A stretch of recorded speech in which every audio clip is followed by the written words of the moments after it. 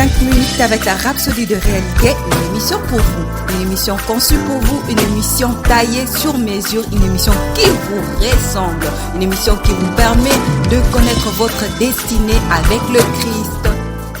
Bonjour à tous. Bienvenue dans notre émission 5 minutes d'édification avec la Rhapsodie de réalité. Aujourd'hui, jeudi 12 septembre, le pasteur nous parle du thème « Faites de l'évangile votre priorité ». Tiré de Matthieu 6, verset 20. Il dit « Mais amassez-vous des trésors dans le ciel, où la teigne et la rouille ne détruisent point, et où les voleurs ne percent ni ne dérobent. » Dans le commentaire, il est dit « En tant que chrétiens, nous sommes des ouvriers ensemble avec Dieu. » 1 Corinthiens 3, verset 9. En d'autres termes, nous avons le même but, nous sommes sur le même parcours, nous avons la même vision et nous mettons tout en œuvre pour atteindre cette vision qui consiste à sortir les hommes des ténèbres pour la lumière et du domaine des ténèbres pour le royaume de son Fils d'amour. Il n'y a pas d'autre raison pour que vous soyez sur terre que de démontrer sa gloire en emmenant d'autres personnes à lui, et aussi de vous former à la vie de l'esprit. C'est pourquoi vous devez utiliser vos ressources terrestres, les choses qu'il vous a accordées pour l'avancement de l'évangile. Votre rôle dans la diffusion de l'évangile est l'une des principales raisons pour lesquelles il dirige la prospérité vers vous.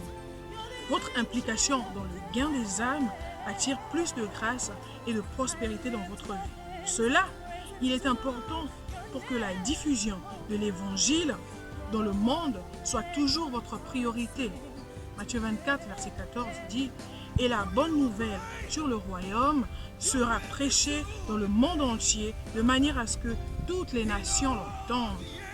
Puis la fin viendra. » Ces paroles convaincantes rappellent l'urgence du moment, la nécessité de prêcher l'évangile à travers le monde, à chaque homme, femme, garçon et fille.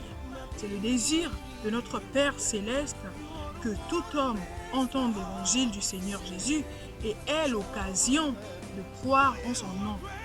Mais c'est notre responsabilité de le réaliser. Amen. La propagation de l'évangile, chaque jour, c'est notre priorité. Nous devons faire de l'évangile notre priorité. Le Seigneur, il nous bénit. Le Seigneur, il nous rend prospères parce que nous devons être une bénédiction pour les autres. Nous devons répandre l'évangile. Quand nous nous levons le matin, chaque jour, nous devons nous dire aujourd'hui encore, c'est une opportunité de répandre l'évangile. On va juste prendre quelques secondes pour méditer sur ces paroles.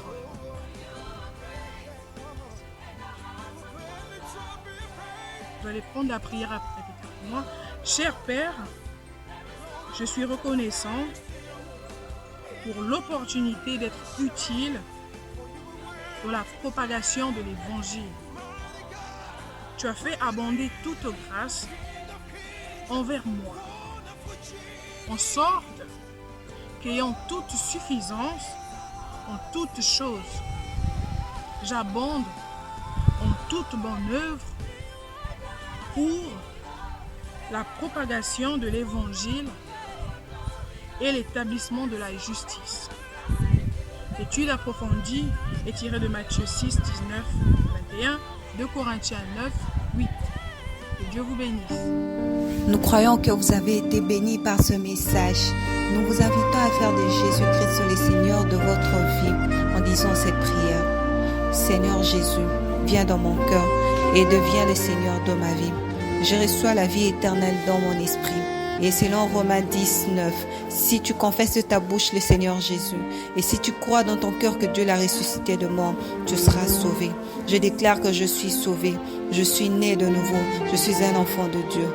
Maintenant, j'ai Christ qui demeure en moi. Félicitations, vous êtes maintenant un enfant de Dieu.